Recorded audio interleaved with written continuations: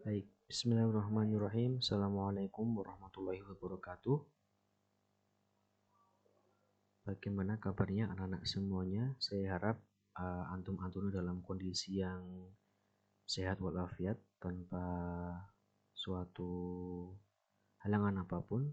Karena di masa pandemi ini memang menjaga kesehatan menjadi sesuatu yang sangat penting ya, dan sangat mahal harganya, sehingga kita harus mensyukuri uh, kesehatan yang kita miliki dan tetap uh, laksanakan protokol kesehatan dimanapun antum dan antumnya berada di masa pandemi sekarang ini. Baik, marilah kita awali untuk mata pelajaran seni budaya yang pertama ini dengan bacaan basmalah secara bersama-sama. Bismillahirrahmanirrahim. Baik, pada pertemuan yang pertama ini saya akan menyampaikan bab pertama yang nanti akan kita pelajari dalam materi seni budaya, seni rupa. Ya, nanti kita akan belajar tentang materi yang pertama tentang konsep, unsur, prinsip, bahan, dan teknik dalam berkarya seni rupa, khususnya dua dimensi. Ya, seperti itu. Baik, kita mulai dari konsep seni rupa dua dimensi. Kita awali dari pengertian terlebih dahulu. Apakah seni rupa dua dimensi itu? Jadi seni rupa dua dimensi atau berkarya seni rupa dua dimensi adalah pengungkapan ide ya, atau perasaan estetis yang memiliki makna dari pembuatnya yang diwujudkan melalui media rupa yang bisa ditangkap oleh indera penglihatan. Nah, itu definisinya. Nah, dari definisi ini kita bisa melihat ada beberapa komponen penting dalam seni rupa dua dimensi ya, seni rupa gambar, lukis ya, dalam bidang dua dimensi. Komponen yang pertama adalah estetika atau estetis. Artinya apa? Artinya seni rupa dua dimensi itu harus memiliki estetika atau keindahan, nilai keindahan. Jadi tidak asal melukis atau asal menggambar, tapi harus memiliki estetika atau nilai keindahan. Meskipun nilai keindahan ini mungkin tidak mudah untuk kita lakukan ya. Perlu keahlian khusus untuk dapat membuat sebuah karya estetika. Komponen yang kedua adalah mengandung makna tersirat maupun tersurat ya, ini seharusnya. Artinya ada makna yang terkandung dalam karya yang kita buat. Apa? Maksudnya apa membuat ini? Apakah ada temanya atau ada simbol yang dilambangkan? Itu harus ada maknanya. Jadi tidak sebuah gambar atau lukisan yang tidak memiliki arti sama sekali. Itu bisa tersurat atau tersirat. Tersurat artinya dimunculkan dalam gambar, atau tersirat. Tersirat berarti misalnya tidak dimunculkan tapi kita bisa simpulkan. Nah, yang kedua adalah bermakna. Yang ketiga adalah, nah karena ini dua dimensi, maka harus bisa ditangkap oleh indera penglihatan, ya. Karena ini seni rupa dua dimensi. Nanti kalau seni rupa tiga dimensi ada tambahan lagi. Jadi selain indera penglihatan juga ada indera peraba. Jadi ada bentuknya, apakah kotak atau bulat. Ya, tapi untuk seni rupa dua dimensi maka hanya pada indera penglihatan. Ya, itu tiga komponen utama dari karya seni rupa dua dimensi. Baik, kita lanjut. Nah, sekarang coba kita sedikit pop quiz ya. Ini ada sebuah lukisan. Ini lukisan yang sangat terkenal. Mungkin kalian sudah pernah melihat atau sudah pernah bahkan sudah tahu ya lukisnya ataupun namanya ya. Ini namanya Ombak Besar Kanagawa oleh Katsuhika Hokusai. Ini sangat terkenal sekali. Nah, pertanyaannya, apakah gambar ini termasuk karya seni dua dimensi? Coba kita cek dari komponennya, apakah dia memiliki estetika? Ya, ada estetika dalam gambar ini. Kita bisa melihat misalnya warnanya yang bagus, ya, yang biru yang melambangkan laut, kemudian putih melambangkan ombak dan lain sebagainya. Apakah memiliki makna? Ya, ada makna yang ya kita bisa lihat, misalnya ada makna tentang nelayan Jepang yang berusaha menerjang ombak atau yang lain sebagainya. Yang ketiga, apakah dapat dilihat? Ya, berarti dia merupakan sebuah karya seni 2 dimensi. Baik. Kemudian ada gambar lain. Nah, apakah gambar ini termasuk karya seni 2 dimensi? Coba kita analisis. Apakah mengandung estetika? Tidak, ya. Hanya sekedar coret-coretan saja, seperti coretan anak kecil atau coretan yang tidak memiliki nilai keindahan. Kemudian apakah memiliki makna? Jelas bukan, ya, karena dia hanya sekedar coretan, mungkin tidak sengaja, ya. Yang ketiga, apakah dapat dilihat? Ya, tapi kan ada 2 komponen tidak terpenuhi sehingga dia tidak bisa dikatakan sebuah karya seni. Ya, tentunya untuk memahami karya seni seperti ini kita tidak bisa serampangan, ya, harus memiliki keilmuan tersendiri. Jadi tidak bisa serampangan menilai sebuah karya seni itu bagus atau buruk dengan serampangan, ya. Misalnya kita bisa melihat lukisan-lukisan para pelukis handal seperti Picasso atau mungkin seperti Vincent van Gogh misalnya, dan beberapa pelukis lain yang mungkin gambarnya kurang begitu enak dilihat oleh mata orang awam, tapi dia memiliki nilai seni yang tinggi. Ya, tentunya ada ilmu tersendiri untuk memahami hal itu. Tapi untuk sekarang ini kita hanya dalam tahap belajar memahami sebuah karya seni, ya, dalam level SMA. Jadi tidak terlalu mendalam. Baik.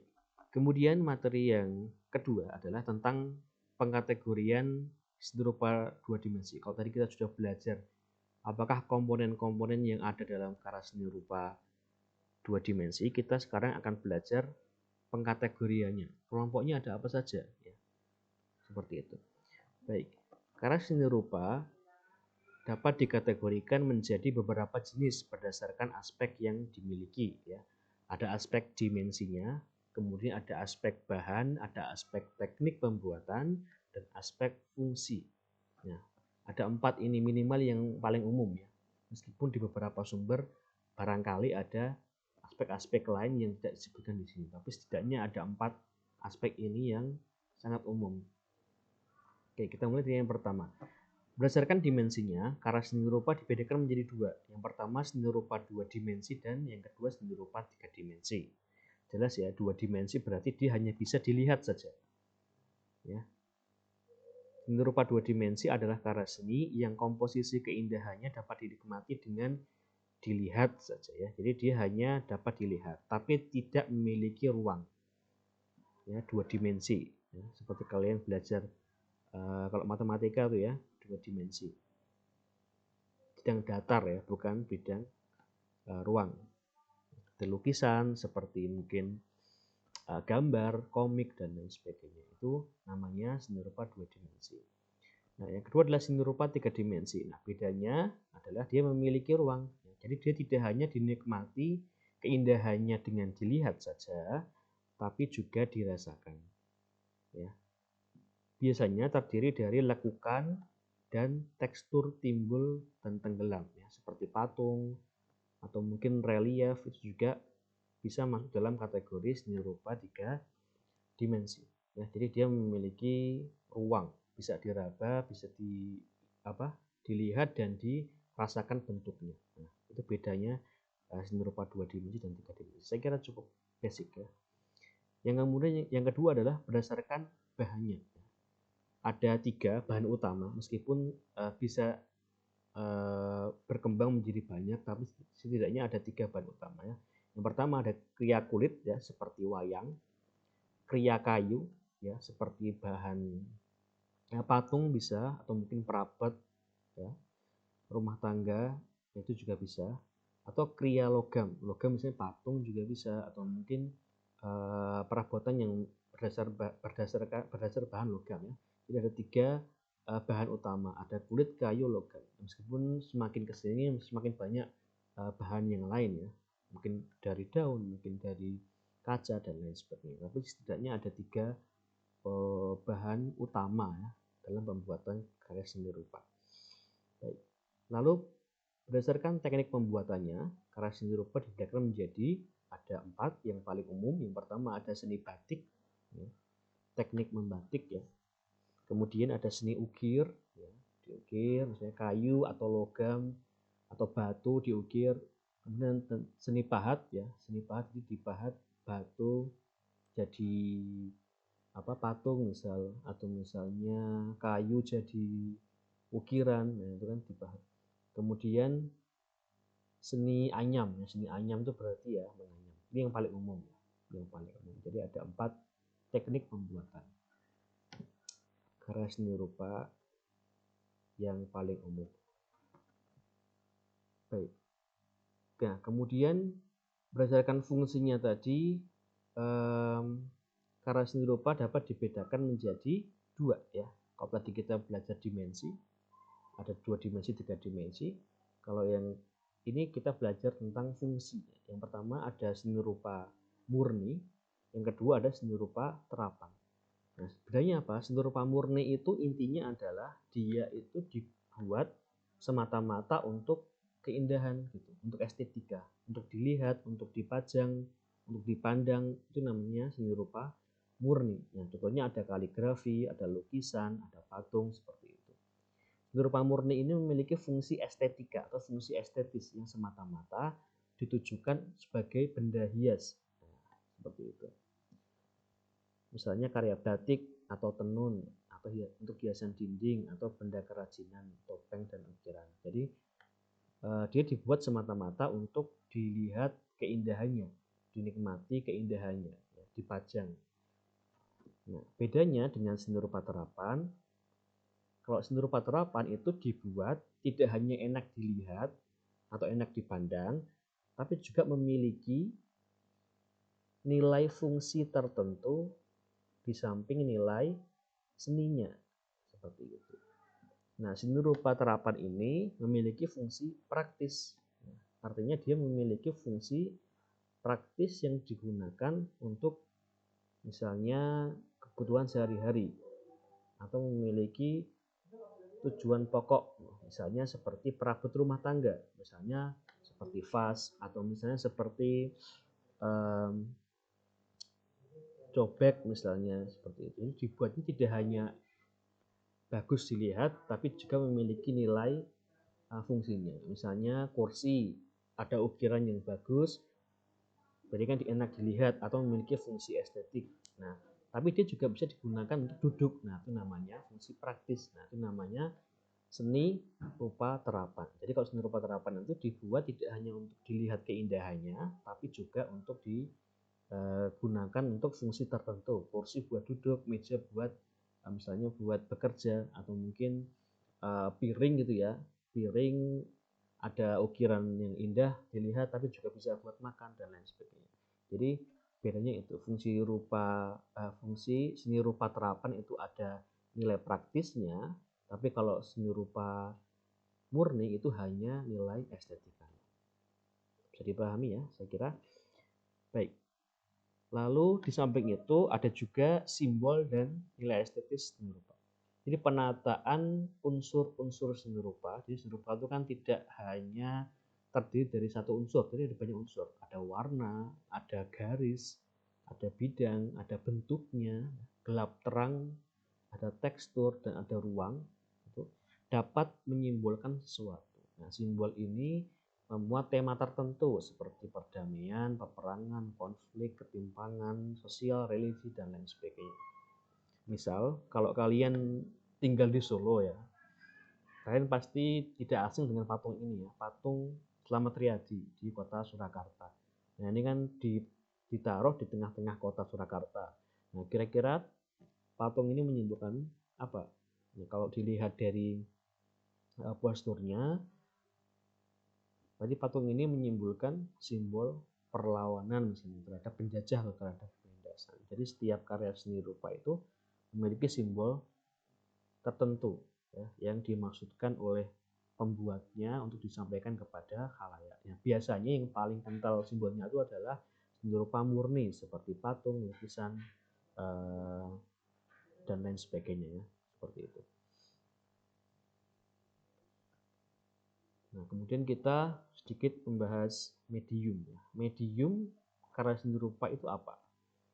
Oke, medium biasanya digunakan untuk menyebut berbagai hal yang berhubungan dengan bahan, termasuk alat dan teknik yang digunakan. Jadi bahan yang digunakan untuk membuat seni rupa. Nah, termasuk alat dan tekniknya. Nanti kita akan bahas lebih lanjut di pertemuan mendatang. Oke, ingatlah bahwa keterampilan mewujudkan karya yang berkualitas ini tidak berkaitan langsung dengan bakat seseorang, tetapi lebih dipengaruhi oleh ketekunan dan berlatih. Jadi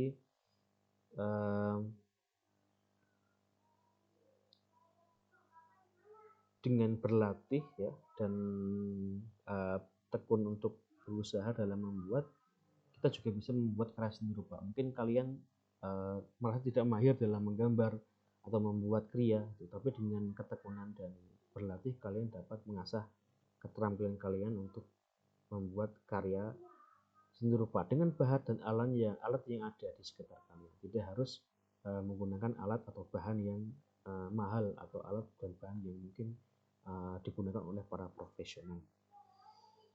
Oke, medium ada beberapa ya. Yang paling umum adalah kuas, kanvas ya, dan cat. Itu yang saya kira sangat umum ya. Selain kanvas, ada juga medium seperti kayu, kertas ataupun kaca. Jenis bahan yang digunakan dalam melukis juga sangat beragam ya. Ada yang padat seperti pensil warna, krayon, charcoal tahu ya, arang ya. Dan ada juga yang berbentuk cair seperti cat air, cat minyak ataupun tinta. Nah, jadi sangat banyak sekali. Nah, walaupun pada dasarnya tidak ada batasan bahkan ya, tergantung dari kreativitas seniman itu sendiri. Bahkan ada yang melukis pakai tanah liat, ada yang melukis pakai mungkin getah daun pisang dan lain sebagainya. Semakin kesini semakin banyak sekali alat-alat atau bahan yang dapat kita manfaatkan untuk membuat sebuah karya seni rupa. Bahkan ada pelukis yang melukis dari paku ya, itu kan sesuatu yang sangat unik sekali seperti itu. Tapi paling tidak secara umum ada beberapa hal tersebut yang sangat umum digunakan oleh para seniman. Nah, seperti contohnya lukisan di layar ini ya. Ini adalah lukisan bunga tulip ya dari Turki. Ini salah satu lukisan terkenal dari Turki. Namanya Ebru. Nah, Ebru ini unik, dia dibuat dari minyak dan air. Jadi melukisnya pakai minyak dan air, bukan pakai kertas, bukan pakai bukan pakai cat, tapi dia pakai minyak dan air ya. Kalau pernah mendengar istilah dalam bahasa Indonesia bagaikan melukis di atas air, itu artinya apa? Tidak mungkin. Ternyata itu mungkin dilakukan oleh orang-orang Turki ya, melukis di atas minyak dan air seperti itu. Jadi untuk bahan dan alat ini akan sangat banyak ya, banyak sih, sampai kita mungkin semua bahan mungkin bisa jadi alat dan bahan yang digunakan untuk membuat sebuah karya seni rupa. Baik, saya kira itu saja untuk pembuka ya materi seni rupa 2 dimensi. Kita sudah membahas konsep dan pengkategorian ya seni rupa 2 dimensi. Insya Allah di pertemuan mendatang kita akan membahas lanjutannya terkait dengan prinsip unsur dari seni rupa 2 dimensi. Baik, saya kira itu dari saya. Silakan nanti bisa dibuka kembali materinya. Nanti akan saya lampirkan untuk filenya di EduFikri ya. Silakan bisa dipelajari kembali. Kalau ada pertanyaan bisa ditanyakan kepada saya via personal ataupun via ketua kelas. Baik, marilah kita akhiri untuk pelajaran pada kali ini dengan bacaan alhamdulillah dan doa kafaratul majelis. Alhamdulillahirabbil alamin. Subhanakallahumma wa bihamdika asyhadu an la ilaha illa anta astaghfiruka wa atubu ilaik. Kurang lebihnya saya mohon maaf. Assalamualaikum warahmatullahi wabarakatuh.